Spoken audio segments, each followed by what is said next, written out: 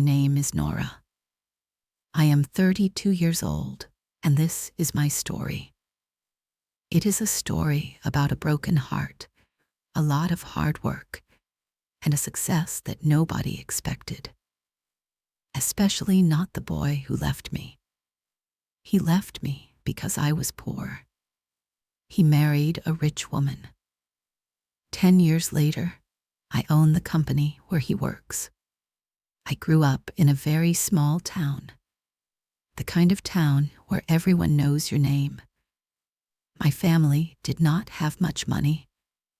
Our house was small, but it was full of love. My father worked at the local factory. My mother took care of the house. They worked hard every day. They taught me to be kind and honest. They also taught me to dream. I dreamed of a bigger life, a life outside of our small town. I wanted to see the world. I wanted to help my family. I did not want them to worry about money anymore. I was a good student. I loved learning. I studied hard. I knew education was my only way out. When I was not at school, I worked. I worked at a little cafe on Main Street. I saved every dollar I could. I wanted to go to a good college in the city. That cafe is where I met him. His name was Leo. He was not from our town. He was from the big city. He was studying at the small college near us. He was handsome. He had a charming smile and kind eyes. At least, I thought they were kind then. He started coming to the cafe every day. He always ordered a black coffee and sat at the same table by the window. He would watch me work. Then he started talking to me. He asked about my dreams. He listened. No one had ever listened to me like that before. He made me feel special. He made me feel seen. I was 20 years old.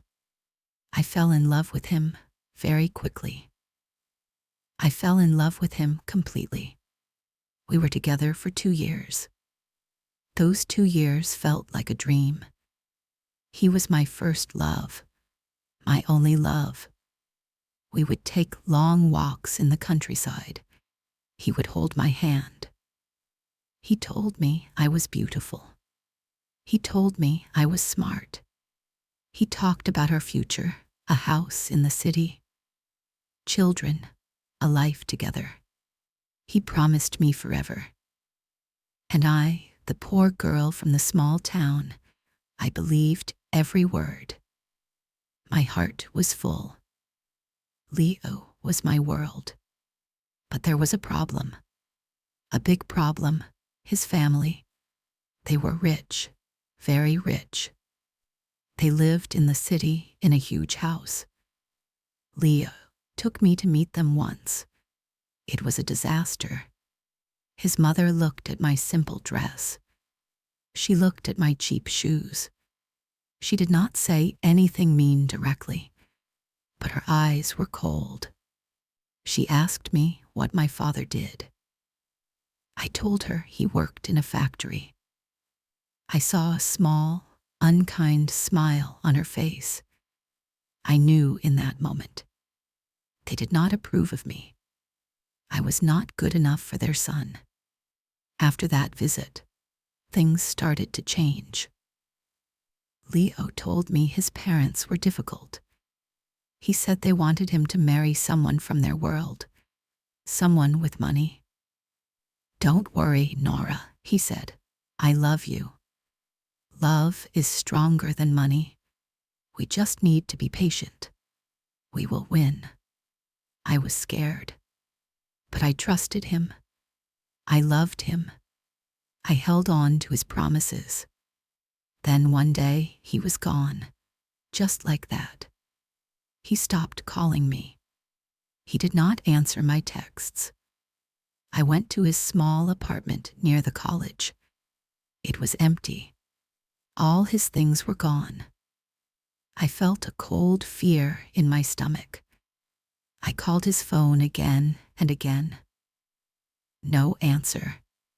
It was like he had disappeared from the earth. I was heartbroken. I was confused. What happened? Did something happen to him? I was so worried. A few weeks passed. I was a mess. I cried every night. I couldn't eat. I couldn't sleep. My family tried to comfort me, but the pain was too deep. Then my friend showed me something. It was an article from a city newspaper online, an engagement announcement. There was a big picture. It was Leo. He was smiling. His arm was around a beautiful woman. Her name was Isabella. The article said her father was a very wealthy businessman. He owned a big technology company. The world stopped. Everything became clear. The cold, ugly truth hit me right in the heart. He didn't disappear. He left me. He left me for her, for a rich woman. He chose money over me, over our love, over all his promises. The pain I felt was indescribable. It was a physical ache in my chest. I felt like I couldn't breathe. I felt worthless. I felt so stupid. How could I have been so blind? He never loved me. He was just playing with a poor country girl. For a long time, I was lost in the darkness. The sadness was a heavy blanket. I didn't want to get out of bed. The world felt gray and ugly. My dreams were dead. My heart was broken into a million tiny pieces.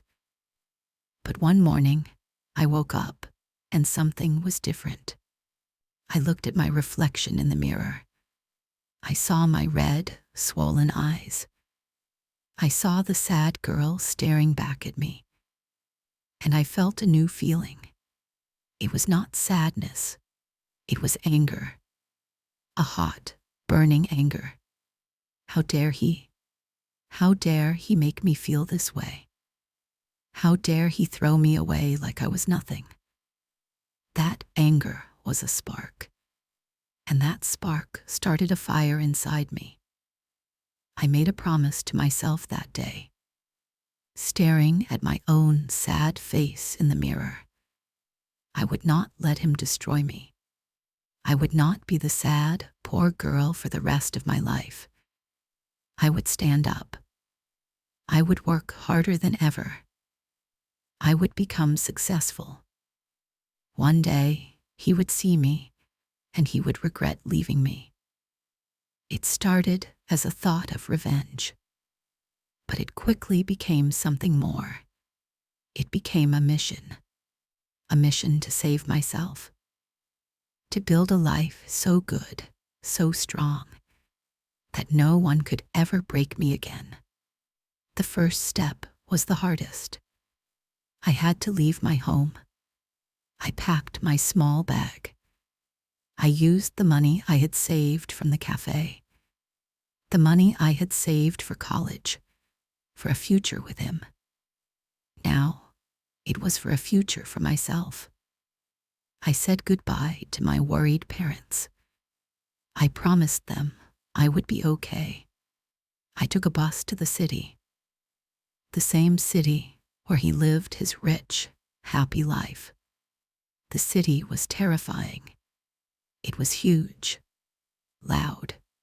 Everyone was running somewhere. I felt very small, very alone.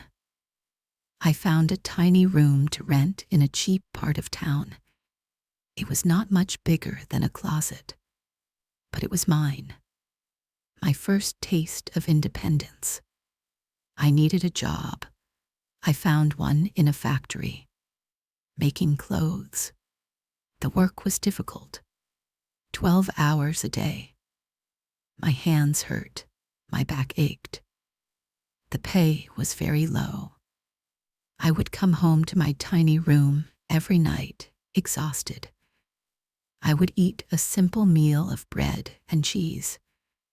I cried sometimes from loneliness, from the struggle, but I never, ever thought about giving up.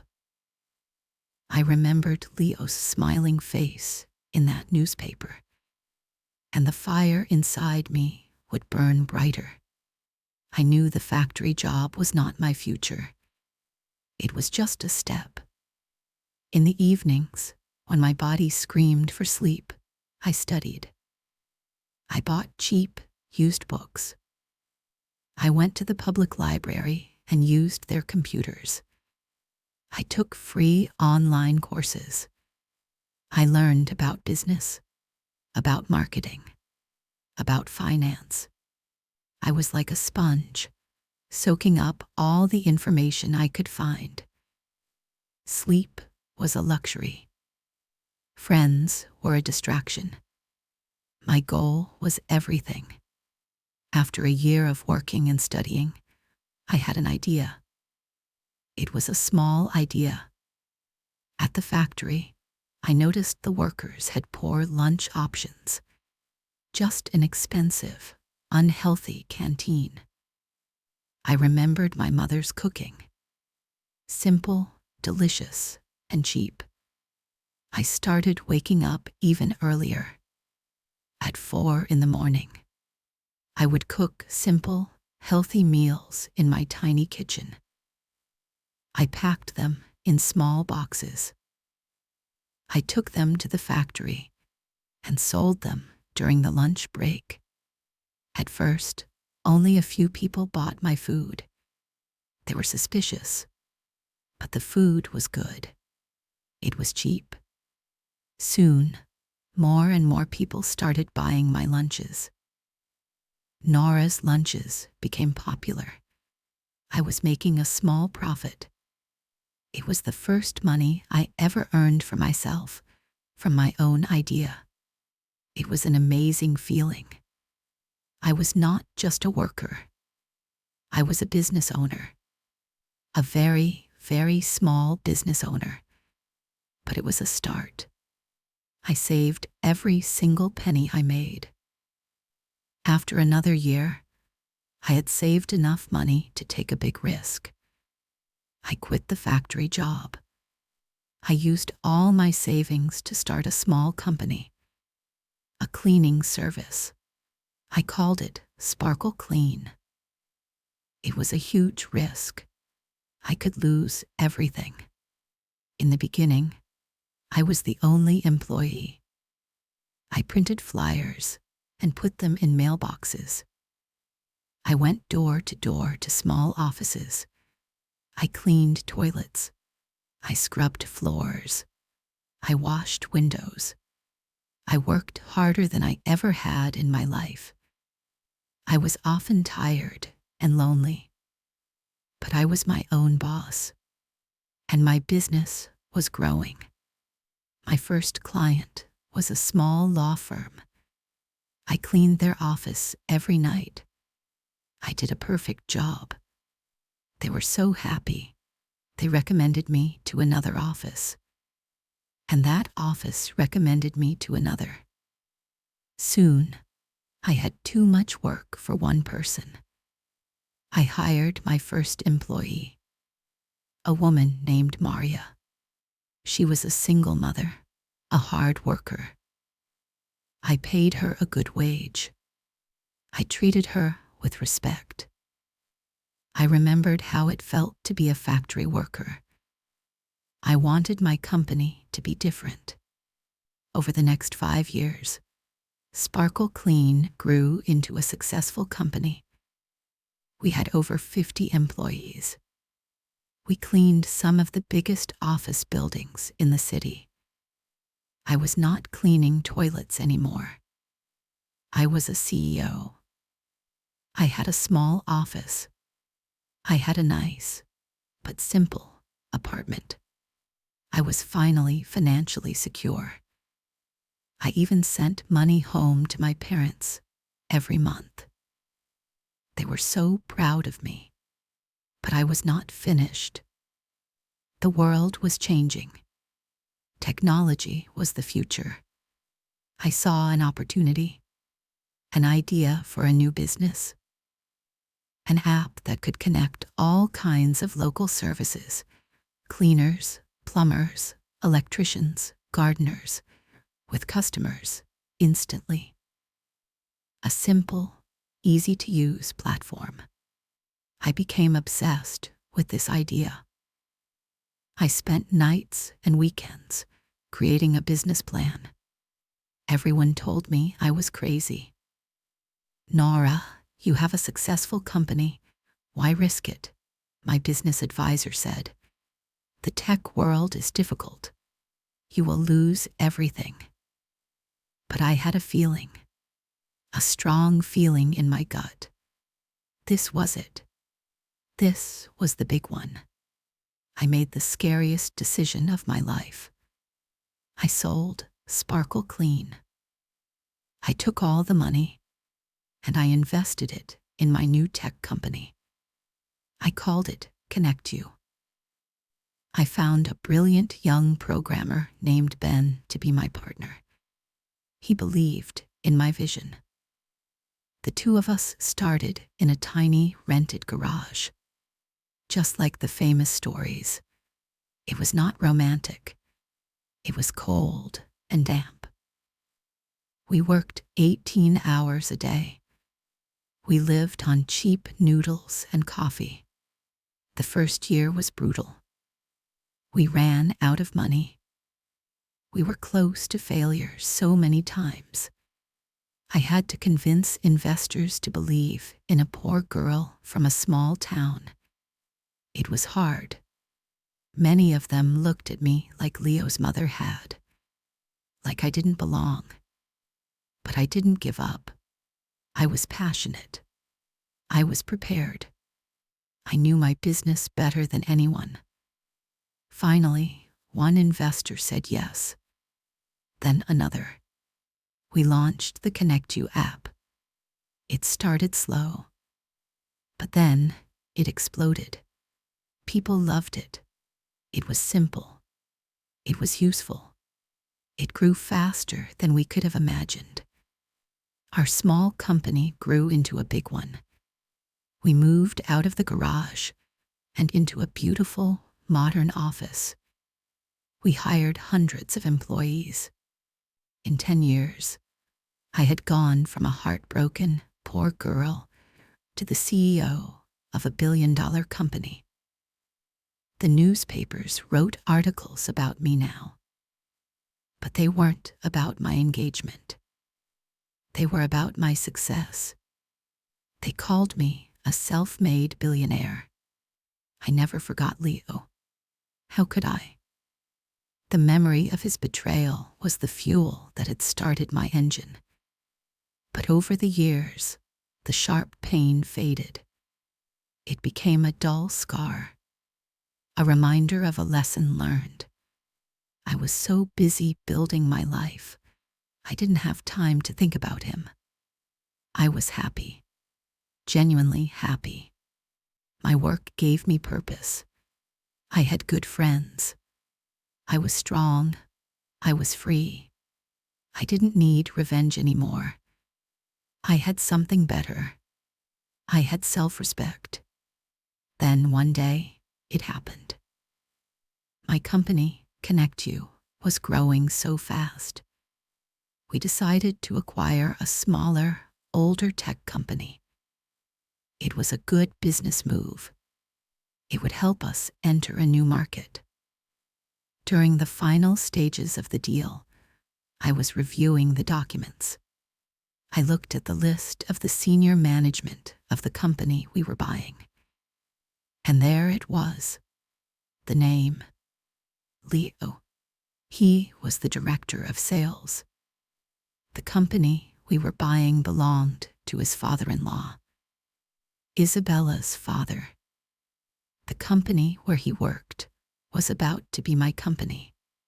My heart started beating fast. For a moment, I felt that old anger, that old pain. But then, a strange calmness came over me. I wasn't scared. I wasn't angry. I was curious. I knew I had to see him. I arranged a meeting with the senior team of the company we had just bought. The meeting was in their main conference room, a big, fancy room with a long table. I walked in. All the managers, about 10 of them, stood up. They looked nervous. They wanted to impress their new boss. And then I saw him, sitting in the middle. He was older, of course. He had some gray hair at his temples. He looked tired, stressed. The charming smile I remembered was gone. He did not recognize me at first. Why would he? The girl he knew wore cheap clothes and served coffee. I was wearing a custom-tailored suit that probably cost more than his car. I was confident. I was powerful. I was not that girl anymore. I walked to the head of the table. I stood there for a moment, looking at them all. Then my eyes met his. "Good morning, everyone," I said.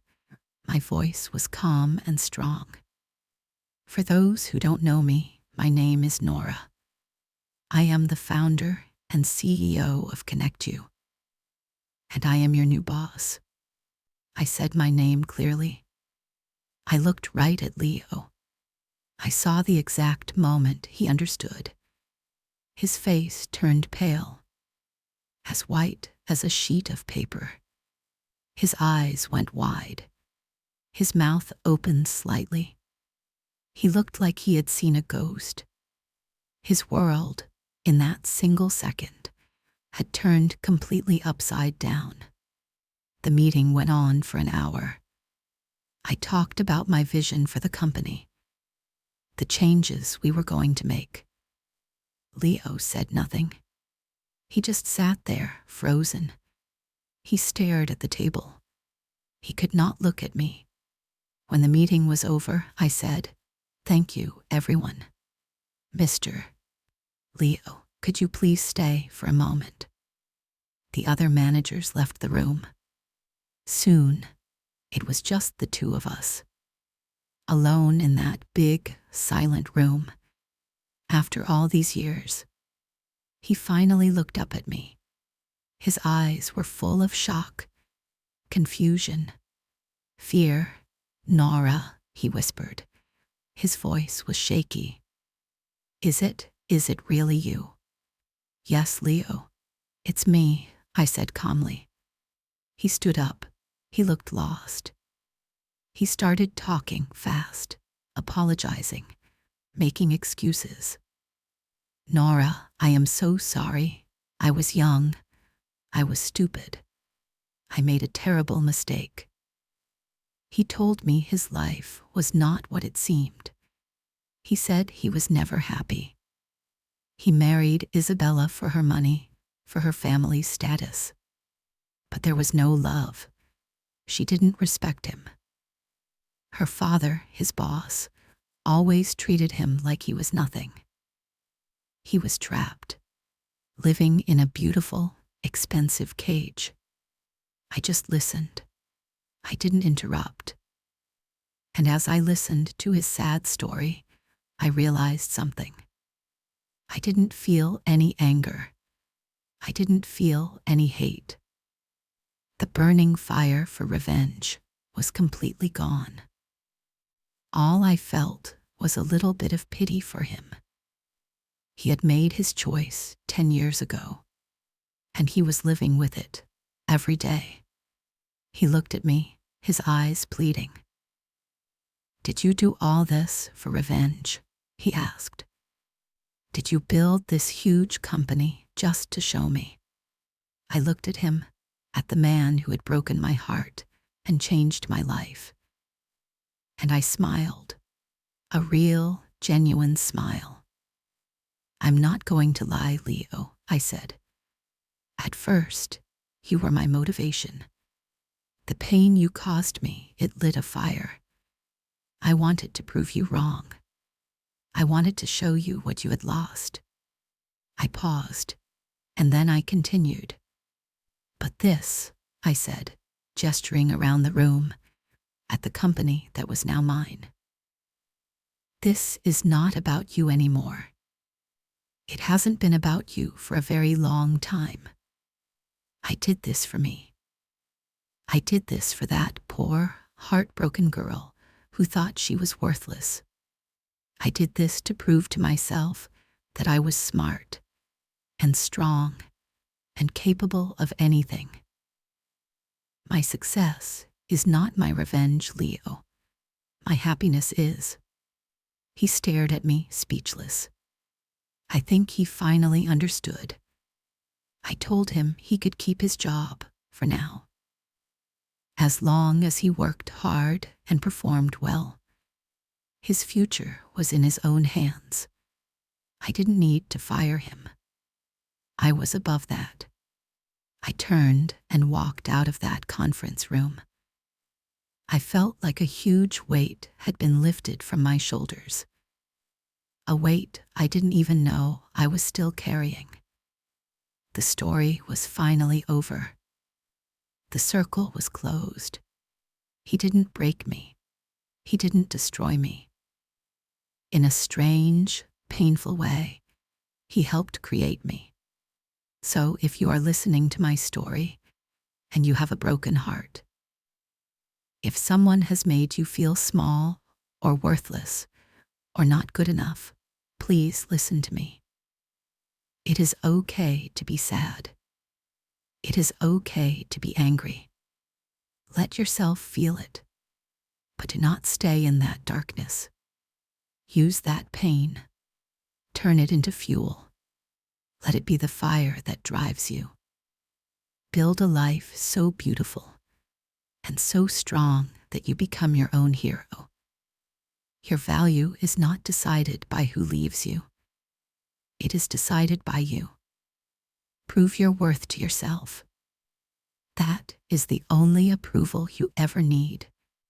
It will be hard, but you are stronger than you know. You can do this too. Keep going.